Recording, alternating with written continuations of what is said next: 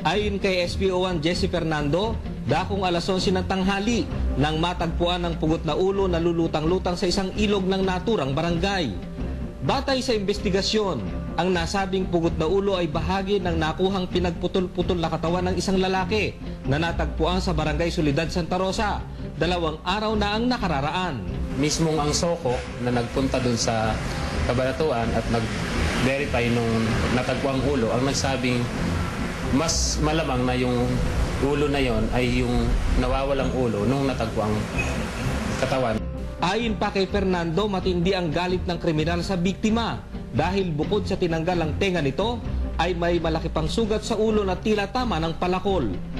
Mas malamang na matindi ang galit nung pumatay at nung gumawa nung karumal-dumal na krimen dahil sa umabot sa pagputol-putulin niya yung katawan ng tao.